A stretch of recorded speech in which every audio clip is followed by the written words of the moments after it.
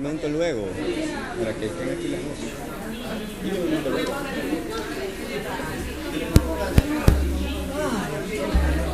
Acá está lindo. Acá está lindo, digo. Sí, está bien. Hace calor allá. No, aquí se está muy bien, ¿eh? ¿Vos de qué vas a hablar? Sanciones para personas jurídicas. Muy bien. Responsabilidad o sanciones para personas jurídicas.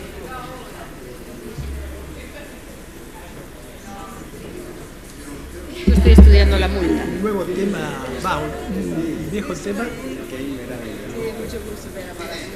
con una fuerte actualidad. Sí, sí, parece que ya es irresistible. ¿Cómo la trataron? A la responsabilidad. Muy linda y un proyecto bonito.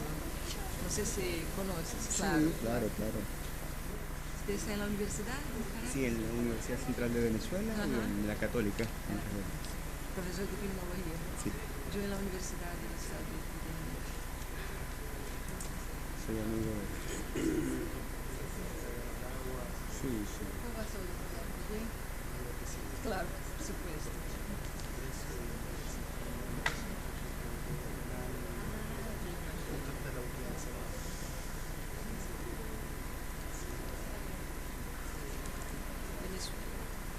Venezuela. Mi esposo fue conmigo también. La profesora estuvo por allá, Roberto, en entrevista, en Estrella ya, en la televisión, en la prensa. Era un programa muy popular por la mañana. Sí.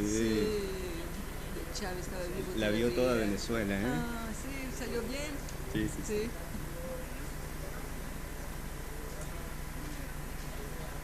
¿Cómo están las cosas allá?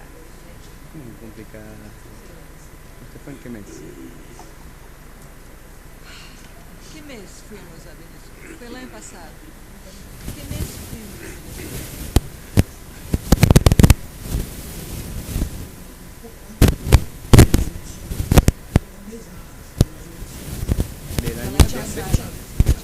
Del año pasado. El año pasado. El año pasado. Sí.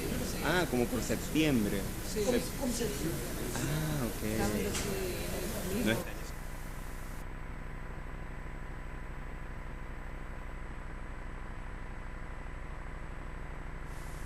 3, 4, 5, 6, 7, 8, 9, 10. Hola. Espera, a ver, este de acá en los multi. Oh.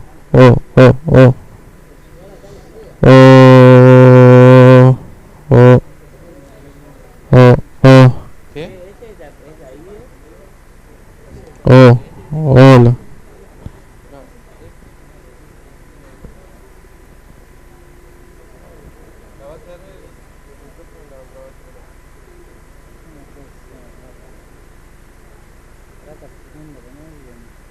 Hola, 1, 2, 3, 4, 5, 6, 7, 8, 9, 10. Hola. Probando.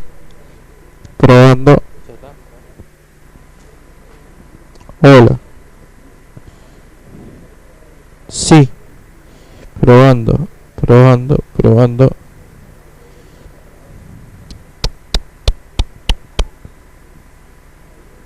Oh.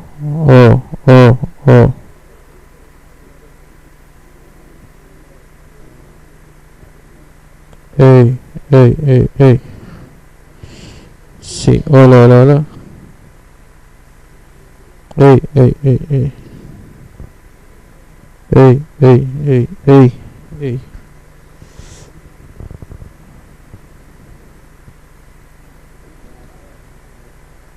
Oh.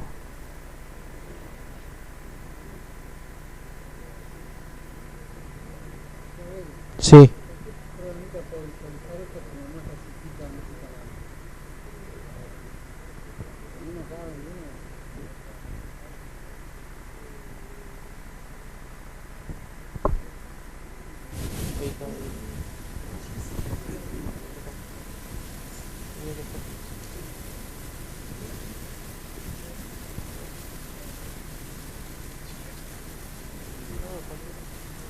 Hola. Bueno, buenas tardes a todos. Vamos a dar inicio a esta primera comisión después del panel de apertura. La comisión número 1 tiene como título Los debates político-criminales en la región. Contamos con la presencia de Vera Malaguti, directora del Instituto de Ciencias Criminales de Río de Janeiro. Nos acompaña también Daniel Herbeta. Daniel Herbeta es profesor de la Universidad Nacional de Rosario, ha sido decano de la Facultad de Derecho de la Universidad Nacional de Rosario y es ministro de la Corte Suprema de la provincia de Santa Fe. Nos acompaña Keimer Ávila también, que ahora va a subir, es docente e investigador de la Universidad Central de Venezuela. Un cambio en el programa, el profesor Luis Niño va a exponer en el día de mañana. Hoy nos acompaña la profesora Patricia Faraldo Cabana de la Universidad de A Coruña y preside esta mesa el profesor Moisés Moreno Hernández, que es doctor en Derecho por la Universidad de Bonn, profesor de Derecho Penal y de Política Criminal de varias universidades, entre otras la UNAM, la UAM, del INACIPE, ha sido director del Instituto de Investigaciones Jurídicas de la UB, secretario y director académico del INACIPE, subprocurador de Control de Procesos de la Procuración General, entre otros cargos. Son todos autores muy prestigiosos, autores de muchísimas obras, tanto de Derecho Penal y de Criminología, y es un honor para la Asociación Latinoamericana de Derecho Penal y Criminología poder contar con su presencia en este evento. Doy la palabra entonces al presidente de la comisión, el doctor Moisés Moreno Hernández.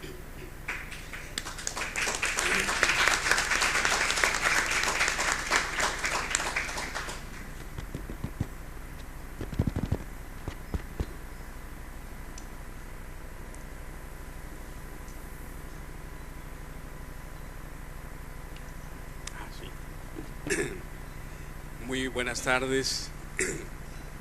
En primer lugar, quiero agradecer a los organizadores de este Congreso Latinoamericano de Derecho Penal y Criminología por la invitación para participar en él y por darme este honor de presidir esta primera mesa de trabajo. Es un gran honor estar en esta universidad y estar en Argentina, acompañados aquí de destacados colegas de muchos países de la región. Aquí están al frente colegas de Uruguay, de Cuba, de Venezuela, de Brasil, entre otros países, y de Argentina, por supuesto. Como ya se mencionó, el tema es los debates político-criminales en la región. Quiero destacar algunas cuestiones antes de darle la palabra a los participantes, que desde los eventos que hubieron el día de ayer en la presentación del libro de Lolita Anillar de Castro y luego en el otorgamiento del doctorado honoris causa al profesor Nilo Batista de Brasil, se abordaron temas que tienen que ver con lo que toca tratar en esta mesa, es decir, temas de política criminal. Y lo mismo ha sucedido en la sesión inaugural del día de hoy.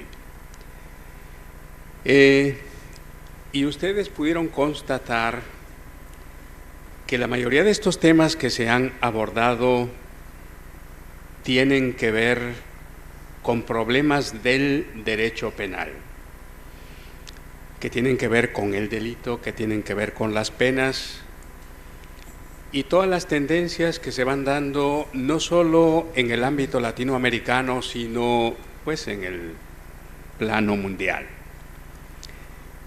Todo lo que se observa en los últimos tiempos argumentando como pretexto el desarrollo de la delincuencia y sobre todo de la llamada delincuencia organizada, ha traído como consecuencia el que las medidas penales, que son medidas político-criminales, pues se vayan cada vez más endureciendo, creando más figuras delictivas o aumentando las penas.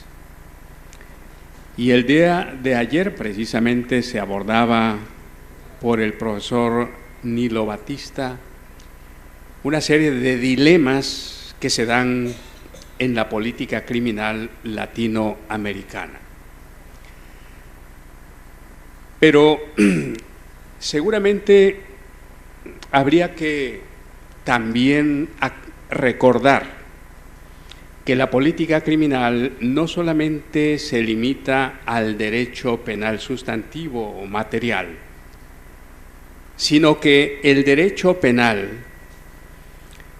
cualesquiera que sean sus rasgos característicos, o incluso teniendo los rasgos característicos que respondan a exigencias democráticas, no alcanza por sí mismo sus objetivos. No puede realizarse por sí mismo el derecho penal, sino que para ello requiere de una serie de mecanismos, de una serie de instrumentos, y uno de ellos lo es precisamente el derecho procesal penal. Es ahí donde se puede plantear la realización o no de los objetivos del derecho penal. Y si bien la discusión se centra de pronto en torno al derecho penal sustantivo, y es ahí donde se hace valer toda una serie de principios fundamentales que lo deben orientar, lo cierto es que no podemos desatender aquel aspecto en donde estos principios se pueden hacer realidad, que es precisamente en el sistema procesal penal. De ahí que, así como en ciertos momentos se han dado movimientos que repercuten en la reforma del derecho penal material, igualmente se observan también movimientos que repercuten en el ámbito del sistema procesal penal.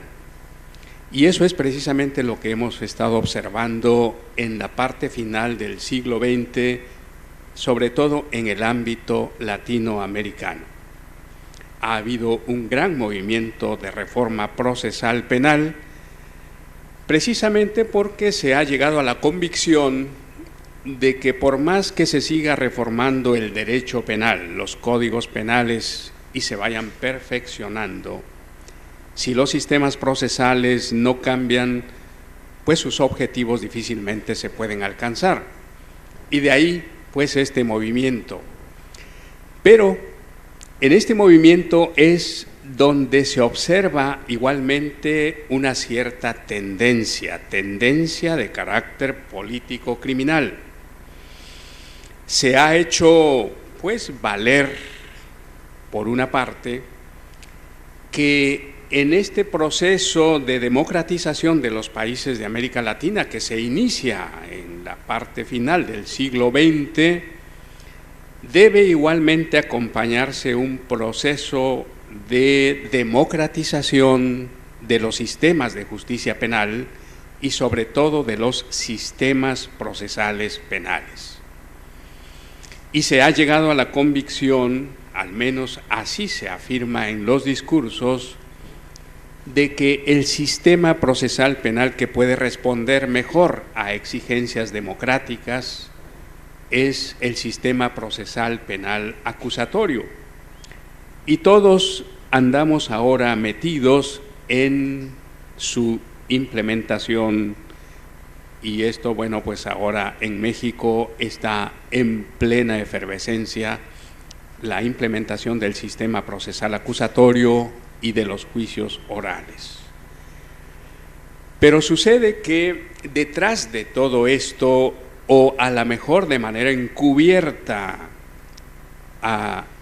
alrededor de lo que es el sistema procesal penal acusatorio, que sin duda pues podría decirse que es el que mejor garantiza la observancia de los derechos humanos y demás, hay toda una serie de mecanismos que se han ido introduciendo también, que sin duda ya no responden cabalmente a las exigencias del sistema procesal acusatorio o de lo que llamamos el debido proceso penal. Ahora, con la idea de que los sistemas penales están totalmente sobresaturados, de que la forma de funcionar de los sistemas penales es sumamente lento y que no se da abasto para atender la gran cantidad de problemas que prevén los códigos penales, surge la necesidad de agilizar los procesos. Y de ahí que, bueno, pues ahora se ha impuesto la idea de que los procesos sean más ágiles, que los problemas se resuelvan de la forma más rápida, pero aún sacrificando derechos humanos o aún sacrificando principios fundamentales del llamado debido proceso penal. Y eso ha hecho que se hayan ido introduciendo, decíamos, una serie de mecanismos, como por ejemplo los criterios de oportunidad que puede utilizar el Ministerio Público o los fiscales, como son los mecanismos alternativos de solución de conflictos, como son las salidas alternas, los procesos abreviados o los procesos simplificados, y en donde sin duda aparece una figura que hemos ido adoptando del sistema procesal angloamericano, que es el de la negociación. De tal manera que, así como se afirmó el día de ayer en la presentación del libro de Lolita Neyar de Castro, de que hay un regreso triunfal de la corriente positivista y todo lo que lleva consigo, igualmente ahora se plantea, como lo ha destacado un profesor alemán con relación a lo que sucede en los países europeos, el profesor Schunemann destaca que ahora hay una marcha triunfal de los criterios propios del sistema angloamericano en los sistemas de justicia penal europeos, pero eso mismo podríamos afirmar con relación a los sistemas procesales latinoamericanos, en donde se observa esa marcha triunfal, y entre ello destaca sobre todo esto de lo que se llama allá el plea bargaining, y que sin duda es el mecanismo que ha desprestigiado enormemente a los sistemas de justicia penal de corte democrático. Pero de ello muy poco se habla, y eso sin duda que implica una tendencia político-criminal que se ha ido desarrollando en los países de América Latina, y que bueno, pues ahora seguramente ante todo ese planteamiento que nos hizo el día de hoy el profesor Zaffaroni, será también objeto de análisis para efectos de ver, bueno, si esa es la tendencia que deben seguir los países latinoamericanos, o si los países latinoamericanos deben mostrar su capacidad para efectos de generar sus propios sistemas de justicia penal que atiendan precisamente a sus propias realidades. Y creo que esto último que lo destacó el profesor Zaffaroni debe ser la tarea que nos identifique para efectos de que podamos pugnar por sistemas procesales y sistemas de justicia penal en general que realmente respondan a esas exigencias de nuestras propias realidades. Bueno, pues ahora me toca darle la palabra a los participantes y en primer lugar le vamos a dar la palabra a la profesora, la doctora Vera Malaguti de Brasil, ¿verdad? Para que nos haga su exposición.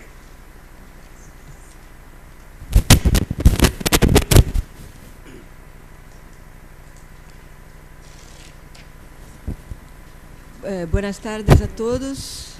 Voy a intentar hablar en español con la ayuda de Romina aquí, que puede sanar cualquier dificultad.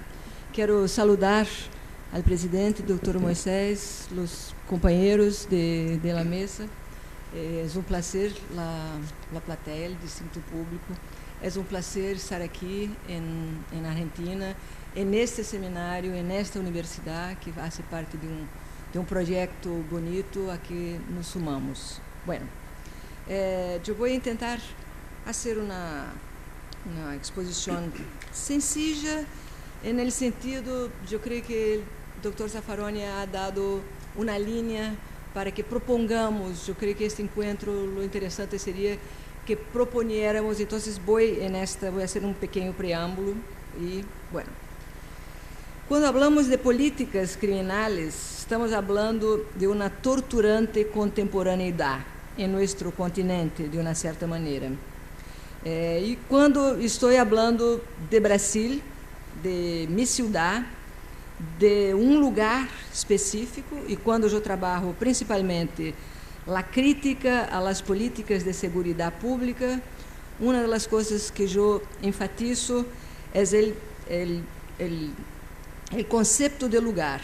E eu trabalho com o conceito de inolvidável geógrafo brasileiro chamado Milton Santos, que já morreu, muito pouco leído em Brasil, e genial geógrafo que vem de uma origem popular africana. Pero ele trabalha, quando ele habla de localização, ele entende como momento de imenso movimento do mundo, aprendido em ponto geográfico, em lugar.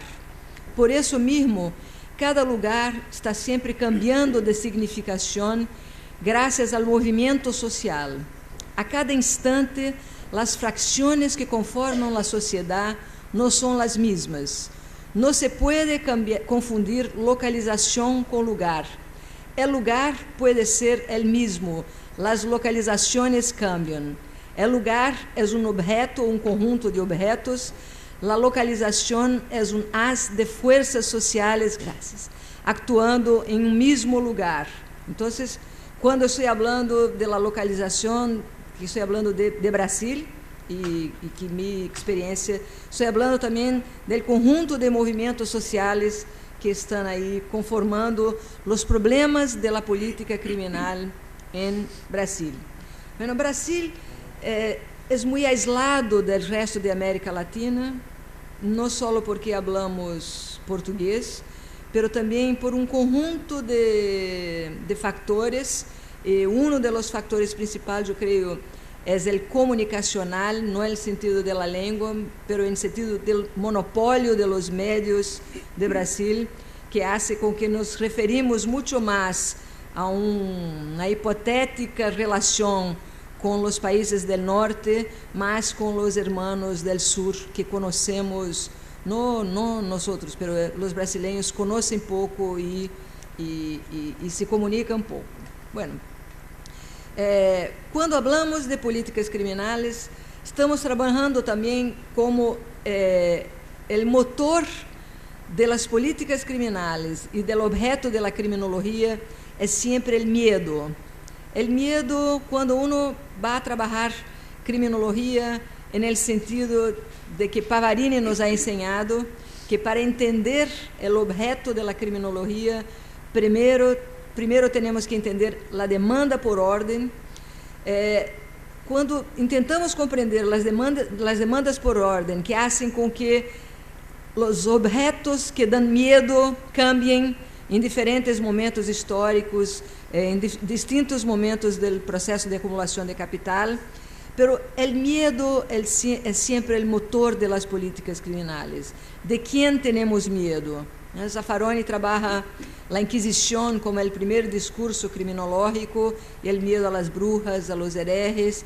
Y si el objeto de la criminología fuera siempre el miedo, el objeto de las políticas criminales, tendríamos que creer en brujas, aunque sabemos que no creemos, pero que las hay, las hay. Bueno, entonces, para hablar del miedo como un motor de la historia de la criminología y de las políticas criminales, hablemos también del concepto histórico de rupturas y permanencias. Entender las políticas criminales en movimiento y trabajando el concepto que Marc Bloch, un gran historiador francés que murió resistiendo al nazismo en Francia, el concepto de rupturas y permanencias nos permite entender, en el caso de Brasil, estoy hablando de este lugar específico, el autoritarismo como una gran permanencia histórica. Entonces, las políticas criminales, las políticas de seguridad pública en Brasil son puntuados por una permanencia histórica de un autoritarismo que viene no solo de nuestras matrices ibéricas inquisitoriales, pero de la violencia de la colonización, la violencia de la esclavitud, que impone marcas de política criminal hasta hoy con este legado autoritario, verticalizante, hierarquizante. Entonces podemos trabajar que los periodos de democracia en Brasil, y principalmente de democracia en las políticas criminales, han sido hiatos en la historia de mi país. Bueno, la tutora, una de mis grandes maestras, que es la gran historiadora del derecho, Gislene Neder, yo creo que es la más grande historiadora del derecho en Brasil, ella trabaja con la hipótesis que en los momentos de autoritarismo, de transición del autoritarismo hacia estos hiatos democráticos, los mecanismos de control social autoritario se imponen en estos pasajes, produciendo nuevos miedos y una actualización de los enemigos internos. En Brasil, yo trabajé un poco la política criminal de drogas en Brasil y los efectos en la juventud popular como un desplazamiento del enemigo interno que estaba en el subversivo, el guerrillero, el entre comillas, terrorista de estos tiempos, hacia los traficantes que se personificarían en los niños pobres que tuvieron en las décadas perdidas el menudeo de drogas como estrategia de sobrevivencia. Entonces, yo he estudiado hace como 20 años atrás cómo los medios de comunicación han constituido un otro enemigo interno y produciendo un gran miedo que hizo con que, al salirmos de la dictadura en Brasil, que teníamos sueños de políticas criminales diferentes, de proyectos, de discursos criminológicos distintos, cayéramos en un miedo que Zaffaroni llamó en su libro La palabra de los muertos de autocolonización, que produjéramos políticas criminales de autocolonización dirigidas a un enemigo que es nuestro pueblo mismo, nuestros vecinos de los barrios pobres. Bueno, entonces el otro fenómeno, además de este desplazamiento del enemigo interno, manteniendo intacto el control duro del crimen después de la dictadura, el otro fenómeno es que la cuestión criminal se ha deslocado para el centro de la escena política.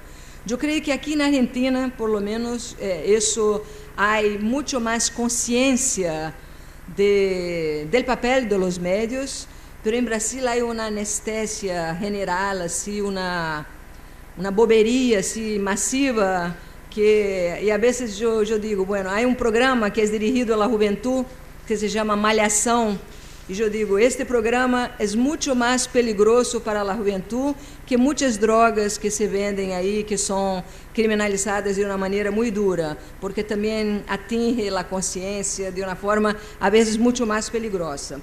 Pero o hecho é que o político se ha mezclado, é quase uma hibridez, é quase uma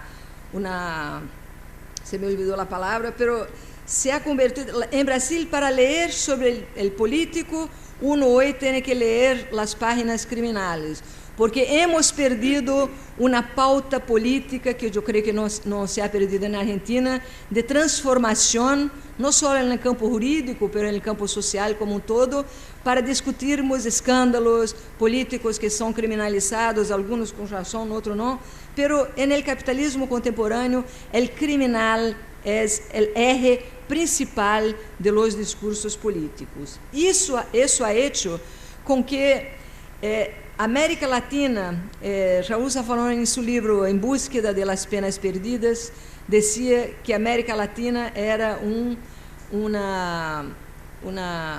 sequestro, um continente, uma grande unidade de sequestro. E eu creio que hoje em dia podemos dizer que hemos sido convertidos em um laboratório de experiências de políticas criminais, de seguridade pública, de política, que vão desde a experiência da seguridade cidadana, que ha sido também uma tradução, hasta os modelos estadunidenses, israelíes, de controle de território, que têm o paradigma bélico detrás, que não tem nada a ver com o paradigma da seguridade pública, e pero que hace também que nossos países, nossos continentes sejam transformados não só em um laboratório de experiências, pero também em um mercado de venda de tecnologias de seguridade.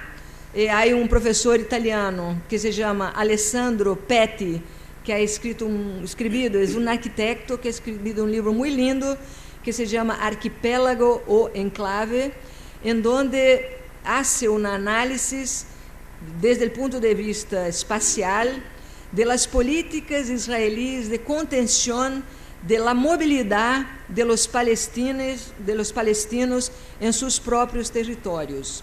Este modelo ha chegado a Brasil através de um projeto específico, que são as unidades de polícia pacificadora, que han sido vendido como a panaceia curativa. Em Brasil havia antes, há muitos anos, um remédio que curava todos os males, então isso ha sido vendido, e que é um modelo que ha sido vendido em alguns lugares de América Latina, pela exportação de um modelo que não tem nada a ver com a memória do lugar, porque comecei falando como é lugar, conhecer a história do lugar, a memória do lugar, é muito importante, é fundamental para que hagamos um direito penal, uma política criminal e uma política de segurança pública e uma criminologia que tenha a ver com a realidade latino-americana.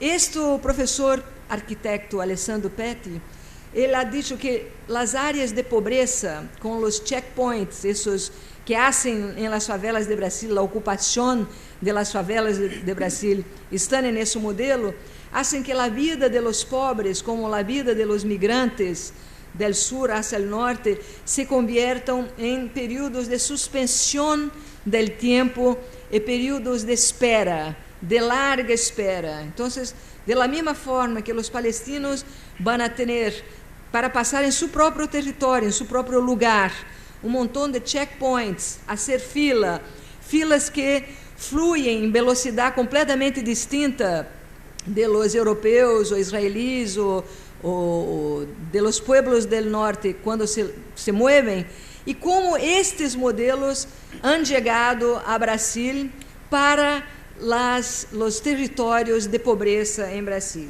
Bueno, uma das coisas que queria trazer é o mesmo conceito de território, porque este geógrafo brasileiro tem um conceito de território que nos remete à memória do lugar, ao lugar como uma concentração de movimentos sociais todo isso que eu he dicho al principio. Pero em Brasil estamos trabalhando com o conceito de território que os Estados Unidos utiliza para a ocupação de Irak, a ocupação de Afeganistão, que é um paradigma de ocupação de território. Então, este modelo, este paradigma estadunidense de ocupação de território, entendendo as favelas brasileiras como um território inimigo, ha produzido uma politização intensa da vida de los pobres, haciendo lo que eu chamei de uma gestão policialesca da vida.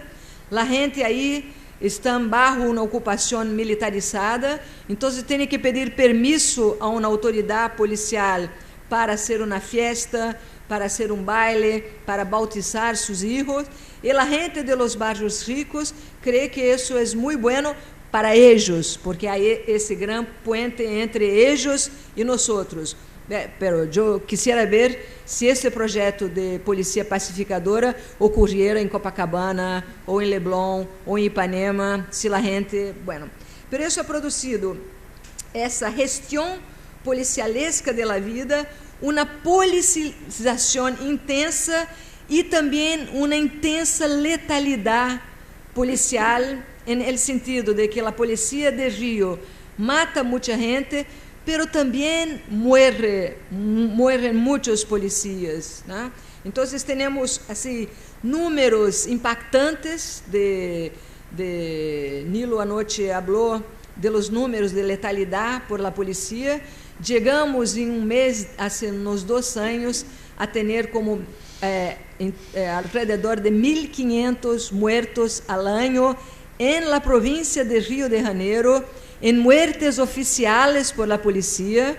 Se está comemorando que bajamos para 1.000, pero al mismo tiempo el número de desaparecidos, y para nosotros de nuestra generación, el concepto de desaparecido nos trae tristes memórias, pero en Río de Janeiro tenemos por año cerca de 5.000 desaparecidos.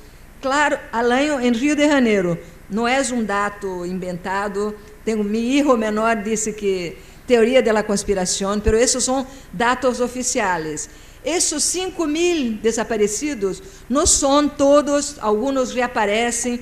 Há alguns estudantes de nós que estão fazendo investigações sobre isso, pero todavia é uma caja preta. Não podemos afirmar que todos são, puedo afirmar que nem todos são assassinados, pero há aí uma caja preta que esconde uma realidade aún pior que a letalidade oficial de los llamados autos de resistência, que é como a polícia registra isso. Bueno, a polícia também sofre muito porque este paradigma de ocupação militar hace com que a polícia tenha que resolver toda a conflitividade social que as outras políticas públicas não lo hacen.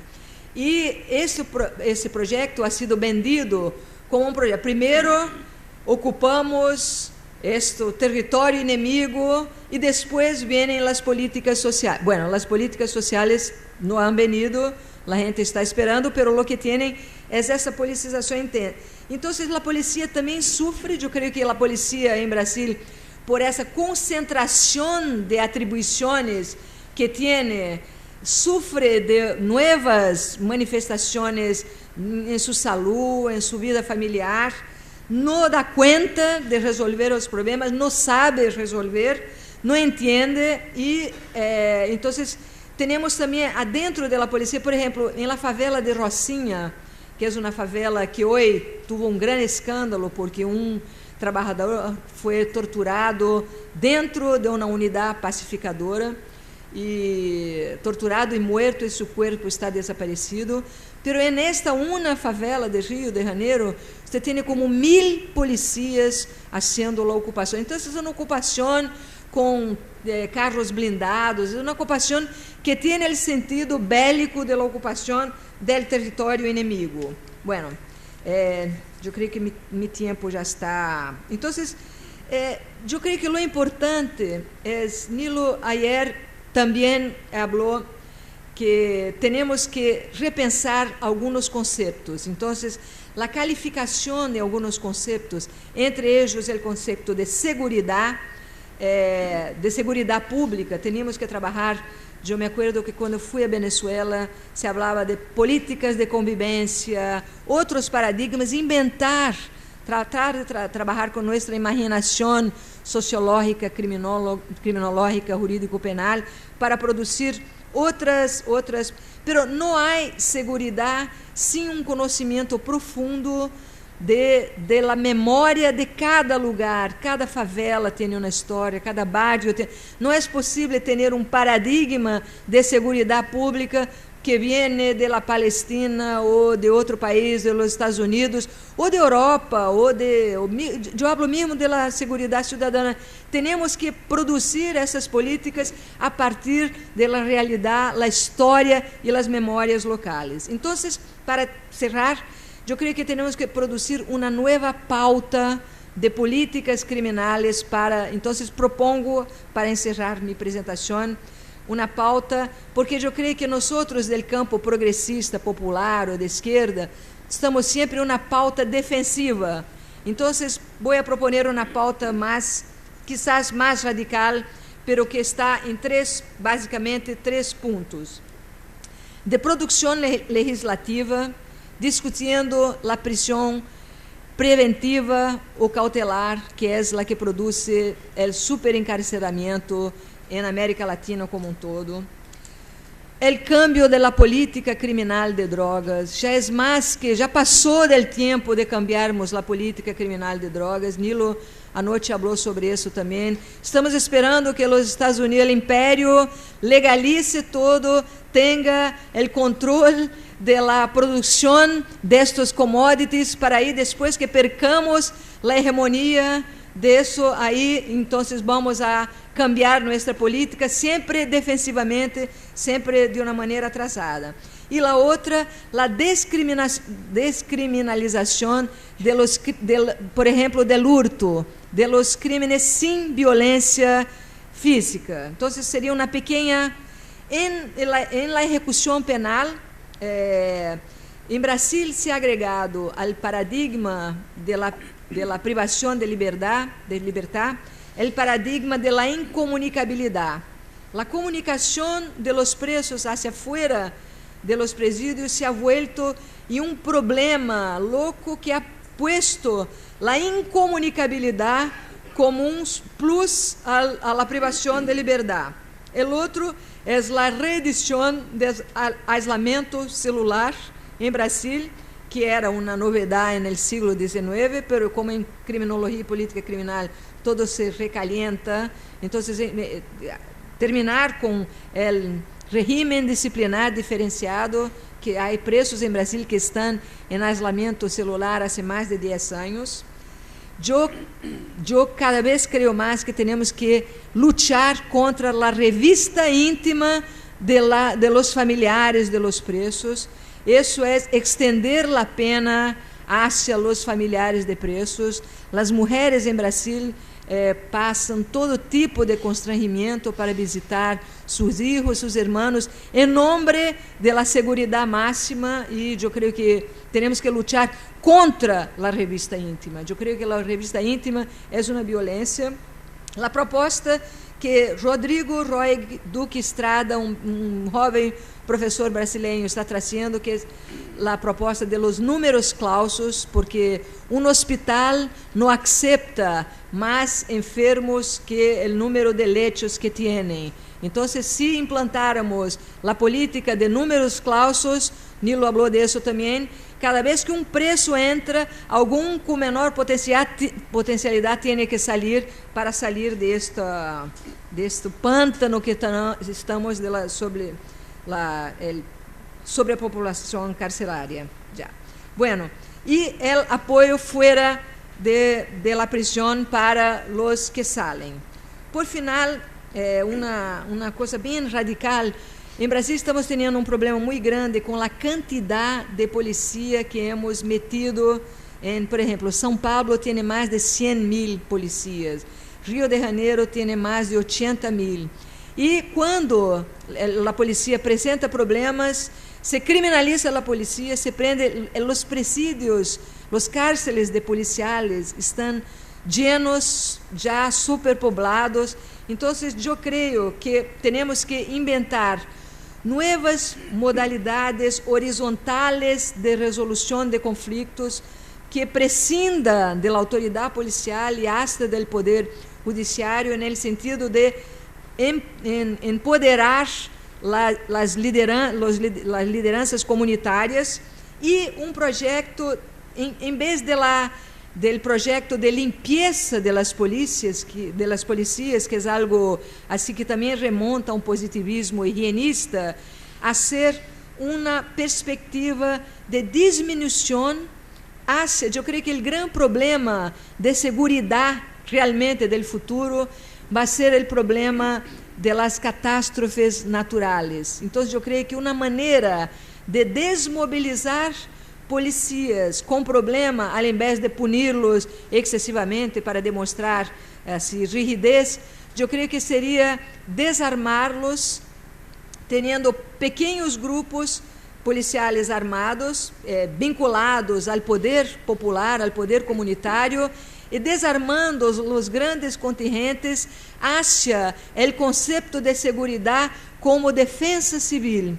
Eu creio que isso seria um caminho para que não estarmos simplesmente echando policiais afuera, que han constituído um problema que temos em Rio de Janeiro gravíssimo hoje, que são o que chamamos de milícias, que são ex-policias que constituem seus bandos de proteção. Então, eu creio que talvez, quizá, ampliar o conceito de segurança. Em Brasil, temos as áreas pobres, têm alagamentos, inundações,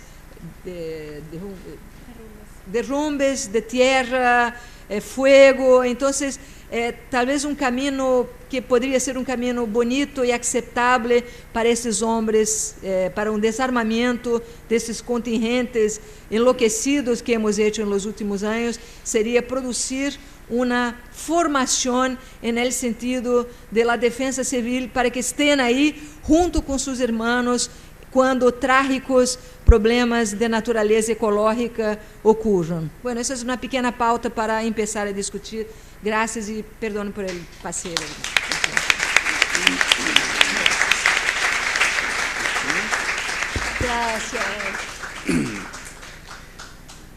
Muchas gracias, doctora Malaguti, por esta exposición que nos ha hecho sobre los problemas de la política criminal en Brasil, sobre los problemas que motivan precisamente la política criminal en Brasil, pero que sin duda nos ha descrito algo que es común en la mayoría de los países de la región y sobre todo de países tan grandes como Brasil.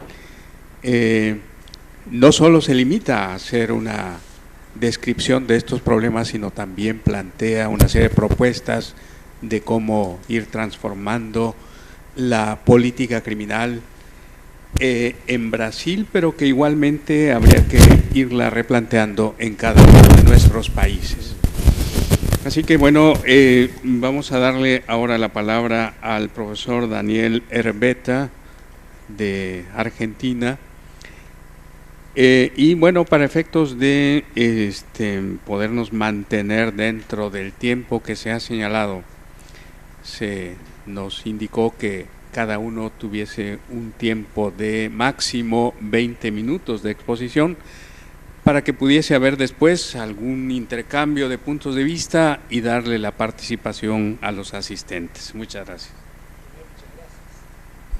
Hola, sí, muchas gracias. En primer lugar, realmente es un honor para mí intervenir en este panel junto a los prestigiosos colegas, y agradezco la invitación de los organizadores de este importante congreso, y especialmente a la Universidad de La Matanza. Como universitario de toda la vida, verdaderamente es una alegría. Escuchaba los datos que planteaba hoy el rector de la universidad, poder saber que existe esta realidad en la provincia de Buenos Aires. Yo me quiero referir puntualmente, ustedes saben que en general se ha dicho que la política criminal es una categoría problemática y compleja, con cierta ambigüedad, ambivalencia funcional y cierta ambigüedad ideológica. La verdad es que si pensáramos en términos generales en el marco del título de este panel, podríamos decir que desde esta perspectiva la política criminal encierra el conjunto de discusiones que se abren sobre la función misma del saber jurídico penal, sobre la configuración, los objetivos y la eficacia de los sistemas penales, sobre la tensión entre las necesidades o pretensiones de control y los espacios de libertad del individuo, sobre los límites al ejercicio del poder penal representado por las garantías de un derecho penal clásico, sobre la imagen del hombre sometido al poder punitivo y sobre la concepción del poder al que el sistema penal sirve. Pero obviamente la pretensión de abordar desde estas perspectivas los problemas actuales, por lo menos de la política criminal en nuestra región, excede mucho el límite disponible. Por lo tanto, yo voy a tratar muy puntualmente de referir a algunas cuestiones que están vinculadas a lo que estimo es uno de los problemas político-criminales de actualidad y que en verdad en nuestro país no solo constituye una preocupación de la política criminal, sino que además involucra la discusión sobre la función misma del derecho penal y de la justicia penal en su conjunto. Me refiero puntualmente a la consideración, al análisis de los factores que alimentan y de los procesos que caracterizan la actividad de formación y de producción de leyes penales y, como su resultado, al estado de la legislación penal en nuestro país. Antes de ellos, el tema es bastante acotado, yo pretendo justificar el interés de la opción elegida, por qué la necesidad de reorientar nuestra mirada, nuestra atención hacia la legislación penal y los procesos de reforma, por qué reflexionar sobre esta cuestión. En primer lugar, creo que es importante porque estos procesos nos muestran la necesidad de hacernos cargo de un fenómeno preocupante que ya por indiferencia o desprecio de los políticos, siempre obsesionados por la coyuntura, pero también de los penalistas, muchas veces perdidos en un reduccionismo normativista, ha permitido que el resultado final de un producto tan importante para la democracia como son las leyes penales haya quedado librado al azar o en manos de la improvisación y el oportunismo social y político. En segundo lugar, porque la necesidad de reorientar nuestra atención hacia la legislación penal y su reforma me parece que es especialmente urgente en un contexto, creo que esto es válido para toda la región, como el actual, en el que la ley penal ha acumulado unas funciones muy diversas a las que tradicionalmente se les asignaba, entre las que cabe citar la asunción por parte del Código Penal del papel de código moral de la sociedad, su protagonismo en la progresiva juridificación de cualquier conflicto o dilema valorativo social y su utilización con fines excluyentemente simbólicos. Y finalmente porque el proceso de reforma, los procesos de reforma, por lo menos los que se han dado en nuestro país en los últimos 20 años, compromete, como he dicho, el conjunto de interrogantes y discusiones sobre la función misma del saber penal, sobre todo cuando en perspectiva político-criminal, en estos últimos años, y esto es válido para toda la región, se ha producido una transformación regresiva bastante notoria y del debate entre políticas abolicionistas y reduccionistas propia de otras décadas se ha pasado casi sin solución de continuidad y como si se tratara de algo muy natural a hablar de la expansión del derecho penal, más allá de que la expansión tenga rasgos muy característicos y propios en los países centrales y muy diferentes en los países del margen, pero se haya pasado a hablar con naturalidad de la expansión del derecho penal, de un derecho penal de 2 y hasta de 3 velocidades y hasta de un derecho penal del enemigo. Y en esta última cuestión que motiva el interés por la opción elegida me permito dos consideraciones, porque en verdad esta regresión político-criminal a la que me refiero ya se ha concretado en la mayoría de nuestros países, incluso creo que en todo el mundo a nivel legislativo, y como en tantas otras oportunidades, siempre apelando a alguna circunstancia excepcional o a alguna emergencia, el poder punitivo se ha ido expandiendo, se ha ido extendiendo materialmente mediante la anticipación y la ampliación de la punibilidad y mediante el agravamiento de todas las escalas penales y procedimentalmente a través de la ampliación de las facultades de investigación de las agencias políticas y ejecutivas y mediante la aceleración y simplificación de los procesos penales.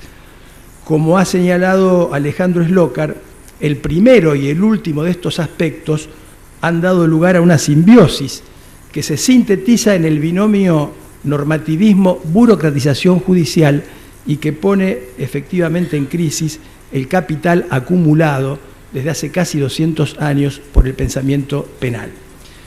Pero esta regresión a la que me refiero no solo ha afectado a la política criminal institucionalizada, sino que también ha proyectado sus efectos sobre el propio derecho penal como saber. Y en este punto no puedo omitir aquí que en paralelo con aquella tendencia legislativa de expansión del derecho punitivo, se mueve en el plano teórico la propuesta de un derecho penal del enemigo junto a una dogmática penal que se desentiende de sus consecuencias y que se desliza a un idealismo normativizante que efectivamente tiene capacidad para legitimar cualquier legislación presente o futura. Tanto es así que riesgo y expansión, riesgo y enemigo han pasado a ser las pretendidas ideas motrices del debate sobre la modernización del derecho penal, ideas que, como se señalaba aquí por el coordinador de la mesa, se han proyectado sobre el derecho procesal penal con la flexibilización de las garantías, la pena negociada y la condena anticipada. El problema de esta normativización extrema es que si yo normativizo todo, voy a llegar a un punto en donde no voy a necesitar nada que probar ni demostrar, porque todo va a ser deducido del sistema de idea, con lo cual le voy a abrir al poder, y le estoy abriendo al poder, todas las realidades que el poder puede construir. Con este interés quiero referirme a los procesos de reforma en nuestro país en los últimos años. ¿Qué ha pasado con el proceso de reforma penal en Argentina? Si nos limitamos a las últimas décadas, creo que nuestro proceso de reforma puede caracterizarse como bastante complejo y paradojal. De un lado representa un escenario donde es fácil verificar un cada vez mayor distanciamiento entre una parte importante del discurso científico y académico y la política criminal institucionalizada o formalizada en la producción legislativa, esta última generalmente en consonancia con las demandas de la ciudadanía. Este es un problema que tenemos en la actualidad, que tenemos en los últimos años, porque esta demanda expansiva se encuentra legitimada por un poder político democrático y además se encuentra reclamada por la propia base social. Pero sin ninguna duda que esta ampliación de la producción legislativa se encuentra generalmente en consonancia con demandas de la ciudadanía que a su vez se encuentran fuertemente influenciadas en la cuestión criminal por los medios masivos de comunicación. La prensa lamentablemente hoy le impone al poder político los lineamientos de política criminal y lo hace en la mayoría de los casos con total irresponsabilidad. Y lo grave es que muchos políticos saben que con estas propuestas legislativas no van a resolver los problemas, pero también saben que este uso simbólico, este uso comunicativo del derecho penal les sirve para mandar un mensaje de tranquilidad hacia la gente y además en alguna medida para sacar algún tipo de rédito político. En segundo lugar, el proceso de reforma o dentro de estos últimos 20 años se han producido en la Argentina en el ámbito y por requerimiento de algunas agencias políticas, anteproyectos o proyectos de reforma respetuosos de la mejor tradición y motivados en la necesidad de programar un modelo constitucional de intervención penal. Sin embargo, paralelamente y lejos del valor que estos documentos tienen, se han efectivamente producido en los últimos 20 años numerosas modificaciones parciales, asistemáticas, inconsistentes, motivadas en sentimientos que no razonan, motivadas en reacciones espasmódicas en especulaciones político-electorales o en presiones transnacionales. Como otro dato paradojal y en tercer lugar, puede comprobarse cierta desconexión entre el ámbito de la reforma penal sustantiva y el ámbito de la reforma instrumental, de la reforma procesal penal. Yo no voy a detenerme en esta última, pero sí me permito señalar que mientras el movimiento transformador de los sistemas procesales que se dio más o menos, o que se dio en América Latina a partir de la década del 90, ha reivindicado necesariamente la reforma integral ante la necesidad de una sustitución medular, de una sustitución precisamente integral de los sistemas de investigación y enjuiciamiento criminal, la idea de reforma integral ha estado generalmente ajena no solo a la política penal institucionalizada, caracterizada, como acabo de decir, por una proliferación de reformas y de modificaciones parciales al Código Penal, sino que incluso ha sido ajena a la abrumadora mayoría de los proyectos legislativos y también, y durante mucho tiempo, al ámbito de la discusión científica y académica. Finalmente, el proceso de reforma penal permite verificar en nuestro país que, en contraste, y creo que este dato también es un dato común a la región, que en contraste con la refinada sofisticación dogmática que uno puede comprobar en el ámbito de la aplicación del derecho penal, me refiero especialmente a la construcción teórica del injusto culpable, me refiero concretamente a la sofisticación con que se construyen los conceptos jurídicos que dan entidad a la teoría del delito. Lamentablemente se carece de un correlativo discurso que permita asegurar la racionalidad en la toma de decisiones legislativas penales, sobre todo en el actual proceso de elaboración de normas penales en cuya dinámica está presente, como se ha dicho, una serie de rasgos negativos fundados en una tendencia de mayor rigor punitivo estrechamente vinculada a los sentimientos populares de miedo al delito. Si observamos la cartografía reformista en nuestro país, puede verificarse que en general la mayoría de las reformas que se han producido se han fundamentado en la exaltación de un discurso ideológico de la seguridad ciudadana, que focaliza, como ocurre en la mayoría de los países de nuestra región, focaliza la reformanía en los delitos violentos y callejeros que más preocupan a la sociedad.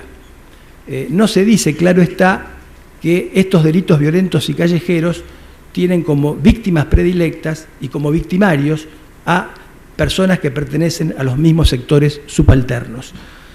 También se han hecho concesiones a grupos de presión en busca de reivindicaciones propias, como son las sucesivas en la década del 90, leyes penales vinculadas a cuestiones familiares, a necesidades recaudatorias, como las leyes penales tributarias y previsionales, e incluso a exigencias transnacionales, como han sido las sucesivas reformas producidas en materia de drogas, lavado de activos de origen ilícito, asociación ilícita terrorista, financiación del terrorismo y, más recientemente y nuevamente, terrorismo y lavado de activos. Por otra parte, como consecuencia de esta multiplicidad, entre el año 2002 y 2013 se sancionaron en un año y medio algo más de 29 leyes penales de derecho penal sustancial, para tener una idea. Como consecuencia de estas sucesivas modificaciones, cuyo número es bastante difícil de precisar, el Código Penal de 1921, ese sobrio y prudente código del legislador del 21, ha perdido su fisonomía y coherencia. Se han agregado artículos bis, ter, quater, quinques, etc., mientras que la legislación especial y las disposiciones penales que están contenidas en leyes no penales, y que yo calculo en algo más de 70 leyes complementarias, han prácticamente superado a las normas codificadas. Por un lado se ha desdibujado la arquitectura del Código Penal del 21 y por el otro se ha producido un fuerte proceso de descodificación, todo lo cual además obviamente repercute y se traduce en una enorme dificultad para la elaboración de una jurisprudencia racional. Pensemos en la cantidad de problemas hermenéuticos que plantea la determinación del máximo de la pena temporal en nuestro país. Pensemos en la cantidad de problemas hermenéuticos que plantea los delitos calificados o llamados delitos calificados por el resultado. Nuestro Código Penal tiene 8 formas diversas de calificar el delito por el resultado muerte y le adjudica 7 escalas penales distintas. Pensemos en los problemas hermenéuticos que plantean las cuestiones vinculadas a la intervención de personas en el delito. A pesar de esta multiplicidad o de esta multiplicación de las leyes penales, lo llamativo es que cualquiera que conozca el funcionamiento de una fiscalía o de un juzgado en nuestro país podrá advertir que nuestros fiscales y nuestros jueces apenas sí manejan algo más de una docena de delitos del Código Penal, lo cual obviamente es una de las tantas circunstancias que pone en evidencia la fuerte selectividad estructural con que funcionan los sistemas penales en nuestra región. El resultado de todos estos procesos de reforma que estoy muy rápidamente describiendo obviamente no ha podido ser más patético, y para avalar esta decisión me estoy refiriendo a un aspecto de la política criminal como es estrictamente la política penal y en alguna medida la política procesal penal, esto es el qué, el cómo y el cuánto derivar a la intervención punitiva del Estado. Para avalar esta referencia a lo que ha sido o esta caracterización de estos procesos de reforma, me permito solamente plantear algunos datos de muchísimos otros que podría desarrollar, pero que por razones de tiempo no puedo hacer. Ustedes saben que en la República Argentina la vida ha dejado de ser el bien jurídico más importante en nuestro Código Penal porque existen delitos contra la propiedad que tienen una escala penal superior al homicidio. Un robo calificado por el uso de arma y la intervención de un menor tiene una escala penal superior al homicidio doloso. Existen delitos de peligro como la tenencia de arma por parte de una persona que tenga antecedentes penales que tienen escalas penales superlativamente mayores a delitos de lesión, como es el caso de una lesión grave que implica un debilitamiento permanente del órgano de una persona humana. La multiplicación de agravantes genéricas, rompiendo lo que era la arquitectura de nuestro código, y la incorporación de una multiplicidad de agravantes específicas en la parte especial, ha prácticamente partido en dos nuestro Código Penal. Hoy yo siempre digo, tenemos dos códigos penales, un Código Penal de tipos básicos y un Código Penal de tipos calificados, lo cual verdaderamente es insensato si se piensa o se recuerda que los sistemas de proliferación de agravantes fueron pensados para aquellos códigos que tenían sistemas de pena única, pero son absolutamente incompatibles con códigos penales que prevén, como el nuestro, un sistema de pena flexible. Obviamente que hemos institucionalizado penas prácticamente indeterminadas a través de la reforma al sistema de concurso de delitos, a la libertad condicional. Nosotros en la República Argentina tenemos la posibilidad de aplicar 50 años de prisión, tenemos prisión perpetua efectiva, porque existen delitos que han sido excluidos de la posibilidad de obtener la libertad condicional, y para colmo el aumento de los mínimos de las escalas. Nuestro código tenía un sistema de penas muy racional, muy proporcional, y tenía mínimos muy bajos, por eso tenía pocas atenuantes. Era un código con pocas atenuantes porque los mínimos eran muy bajos. Ahora nos quedamos con pocas atenuantes, han elevado los mínimos con la pretensión de que esto tenga incidencia, obviamente, en lo que sería la respuesta principal del sistema penal, y que lo convierte en un sistema subvertido, en un sistema cautelar, que es precisamente la prisión preventiva. Hoy la prisión preventiva funciona como de hace tantos años. Nosotros como penalistas debemos... Hoy escuchaba al profesor Zaffaroni hablar de esa famosa investigación Sistemas Penales y Derechos Humanos. Hay un libro precedente a esa investigación, El preso sin condena, que también es una investigación del INANUT de la década del 70. No hemos tenido la capacidad ni política ni hemos podido contribuir a cambiar una realidad dramática, una realidad de sistemas penales donde no hay pena formal, porque la pena se aplica de modo anticipado, de manera generalizada a través de la prisión preventiva, y se aplica como pena anticipada cuando quien cumple la prisión preventiva es condenado, porque cuando quien cumple la prisión preventiva es absuelto o sobreseído, ya ni siquiera podemos decir que la prisión preventiva es una pena anticipada, sino que es claramente una medida de seguridad predelictual.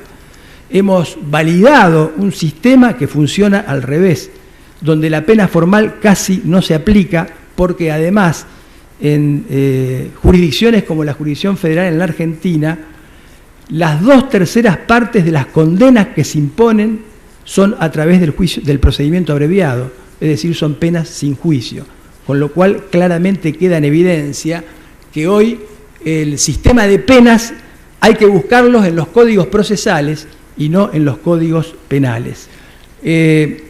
Obviamente, y para ir terminando después de esta descripción, la ley penal ha dejado de ser la última ratio y ha pasado a ser prima o única ratio desde una visión cuanto menos ingenua y jamás comprobada que parte de la presunción de la capacidad de la ley penal para suprimir el delito. Carrara decía que la insensata idea de que el derecho penal debe extirpar de la tierra todos los delitos lleva a la ciencia penal a la idolatría del terror y al pueblo a la fe en el verdugo, que es el verdadero curandero del derecho penal. Y como ustedes ven, son muy vigentes y válidas las palabras de Carrara después de casi 200 años frente a nuestra realidad. El postulado de prudencia sostenido desde antaño por la Corte Suprema de Justicia de la Nación y por las Cortes Provinciales, que relega la declaración de inconstitucionalidad de las leyes a última ratio, se hace difícilmente sostenible porque se asienta en la presunción de racionalidad del legislador. Normalmente el cliché que usan las Cortes Provinciales y la Corte Nacional es que la inconsistencia o falta de previsión del legislador no se presumen, pero analizando el proceso de reforma de estos últimos 20 años en la Argentina, diría que la presunción debería invertirse, porque pareciera que es la irracionalidad del legislador la que debe presumirse. En fin, el proceso de reforma me parece que da cuenta en estos últimos años de una política criminal, por lo menos de una política criminal en el aspecto penal y procesal penal, que es una política criminal autista, porque se cierra a los datos de la realidad, es una política criminal que no trabaja con investigaciones ni con datos de la realidad, es una política criminal que no reconoce los principios constitucionales de los cuales surgen los primeros principios político-criminales en nuestro país y que están en la Constitución Nacional y en los tratados internacionales de derechos humanos, y finalmente una política criminal absolutamente ineficaz, porque la incapacidad absoluta de esta política criminal para reducir o controlar el delito está en evidencia. Desde la bloombergización del derecho penal, en la República Argentina solo nos falta institucionalizar a nivel legislativo la tortura y la pena de muerte. Por fuera de estas dos cuestiones tenemos todo. Por lo tanto, si la ley penal tuviera alguna capacidad para intervenir en el control y reducción del delito, por eso hay que distinguir la política penal de las políticas públicas de seguridad, hoy tendríamos que decir que nuestro país tendría índices de seguridad superlativos. Frente a este panorama vienen las propuestas para terminar, que nos muestra un derecho penal voluminoso, ambiguo, de marcada vaguedad, tan caótico, tan incierto, tan arbitrario como el derecho penal del antiguo régimen. Creo que recobra vigencia la necesidad de recuperar la sensatez, devolviendo al sistema de legislación penal orden sistemático, claridad prescriptiva y racionalidad para restablecer la seguridad jurídica. En ese camino, y desde la perspectiva de futuras reformas, sería importante pensar en algunas propuestas institucionales vinculadas al proceso de formación y producción de las leyes. Entre ellas, me parece que tienen mucha relevancia varias exigencias doctrinarias, como las entronizadas por Ferraioli como reserva de código, y junto a ella un conjunto de distintos mecanismos asegurativos, como los que propone entre nosotros Daniel Pastor.